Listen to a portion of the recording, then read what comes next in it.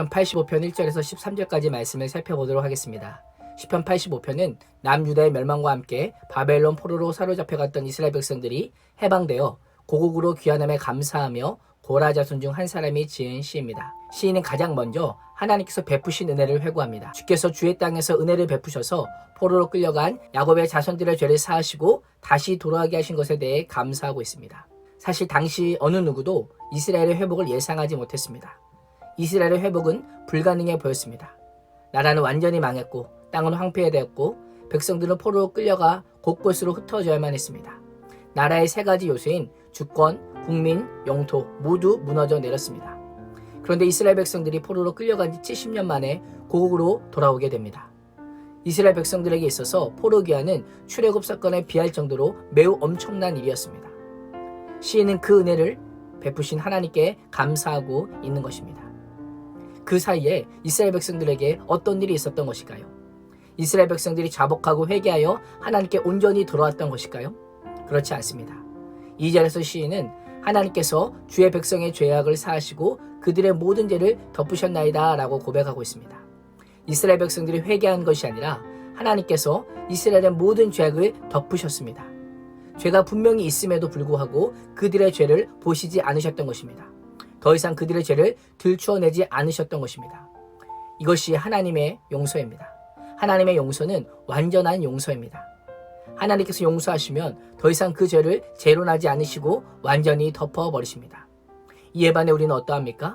우리의 용서는 순간적인 용서입니다.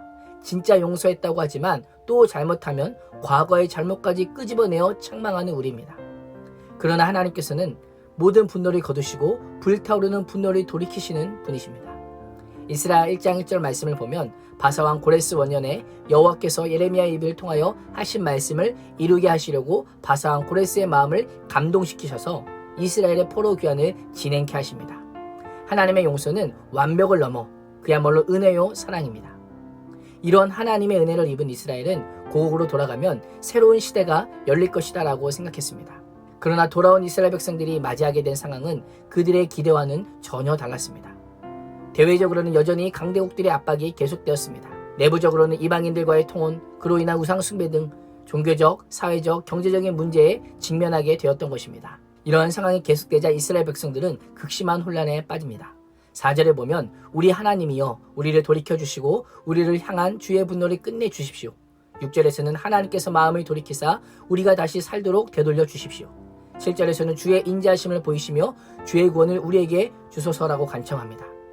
이스라엘 백성들이 하나님께 받은 은혜는 자격 없는 자에게 베푸시는 하나님의 언약적인 사랑, 헤세드임을 고백하고 있습니다. 하나님의 실패하지 않는 그 사랑을 다시 한번 보여주시기를 간구하고 있습니다. 우리가 죄 가운데 있지만 기도할 수 있는 비결이 무엇입니까? 나 자신은 전혀 믿을 수 없지만 하나님은 신실하시고 성실하신 하나님이시기 때문입니다. 그래서 시인은 하나님께서 다시 주의 땅에 샬롬을 주시고 영광이 머물 것임을 확신합니다. 하나님의 구원과 영광이 이스라엘에 임하게 될 때 어떤 일이 일어날까요? 10절에 보면 인애와 진리가 만나고 정의와 화평이 서로 입을 맞춥니다. 궁일과 진리와 의와 화평은 모두 하나님의 속성입니다.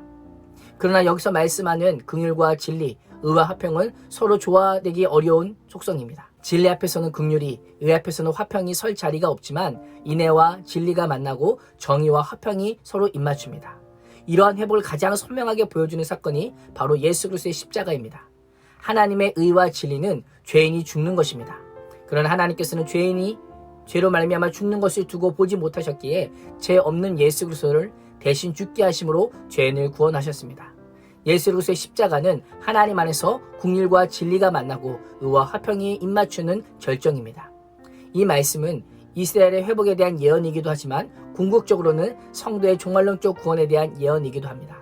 오늘도 하나님 안에서 인애와 진리가 만나고 의와 화평이 서로 입맞추는 은혜에 대해 감사하며 오직 주의 언약적인 사랑, 헤세드를 기억하며 하나님을 경외하고 하나님의 말씀에 청종하는 복된 인생이 되시기를 주님의 이름으로 축복합니다. 기도하겠습니다. 하나님, 포로 귀환에 대해 하나님께 감사할 뿐 아니라 완전한 회복과 구원의 역사를 갈망하며 하나님 헤세드를 더욱 의지하고 신뢰하는 영적인 이스라엘 백성으로 살게 하여 주옵소서. 날마다 십자가에서 이루신 인애와 진리의 만남, 의와 화평의 입맞춤을 전하는 복된 삶이 될 수 있도록 인도하여 주시 믿사오며 예수님의 이름으로 기도합니다. 아멘.